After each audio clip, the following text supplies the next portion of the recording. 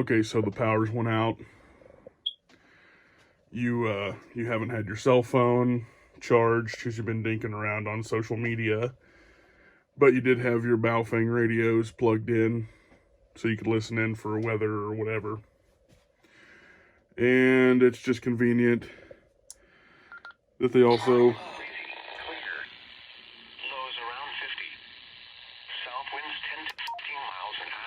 So it's just convenient that they happen to have a light. So you can find your way to supplies, candles, little stove.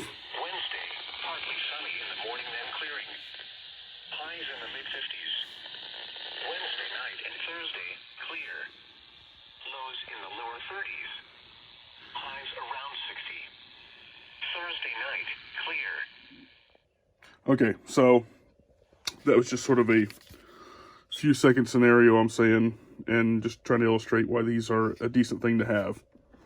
You can get all of the weather channels, especially the ones in your area. They come in really clear. This is the Baofeng uv5x. This comes in a 2-pack box. And they come with the lithium-ion battery and a clip. This is the standard antenna for it. And if you want to transmit out of it, if it's an emergency, you can if you know how to transmit on your local repeater for help in a life and death type situation, not if your car got a flat and you don't know how to change it. That's not what that's about. But you have to have a license to get on these, and you can be fined heavily for acting like a fool on them. So be careful on that. But if you, like me, just want them to listen in case something's going bad, things, SHTF or whatever, you can do that.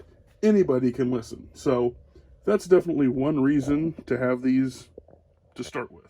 So when you get these, you're going to get 2 in a box. I've obviously pulled one out. Got your user manual.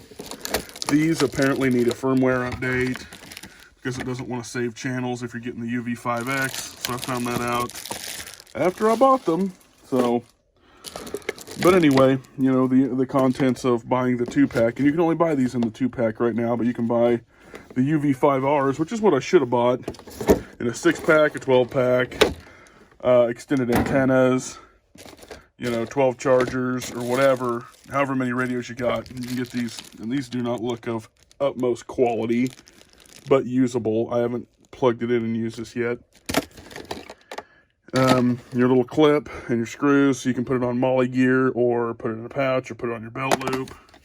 And the battery has a pretty decent life. You got your little carry handle thing. It's a fairly simple thing, but definitely a good thing to have to be able to listen into local government channels if you've got a list of all your local government, emergency medical and fire and all that. So on top of being just eminently usable, channel mode. South winds 10 to 15 miles an hour with gusts to around 30 miles you can change over frequency mode to frequency mode and hit all your local repeaters or whatever, your EMS, that type of thing. You can even go into FM channels.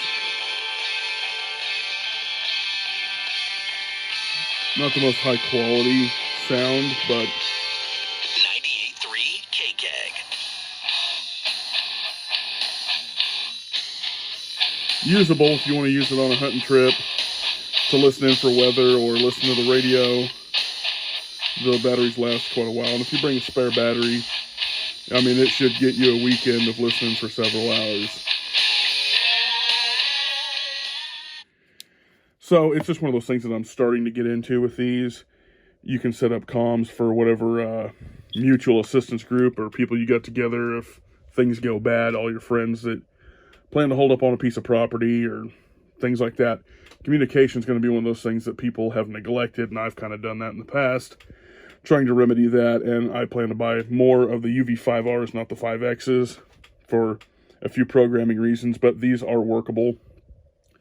And you can just use them for if you've got a compound put together with you and all your buddies and you're running a security perimeter, you have comms between all of you. If you get all your stuff together and maybe even set up a small repeater or whatever, you could definitely run your comms that way and just use them as two-way radios for what have you, marauders coming in, whatever.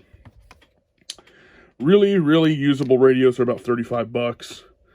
So don't neglect the comms for SHTF, and make sure you got communications between those of you that are going to be running security for whatever compound or whatever you got going on in the event of some crap happening.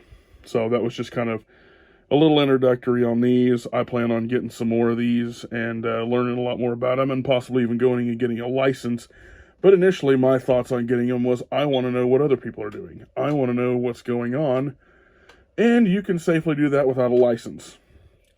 But the prospect of using them as comms for communication, should marauders or whatever come in, not a bad idea. Definitely a tactical advantage and kind of a multiplier on your end to be able to communicate.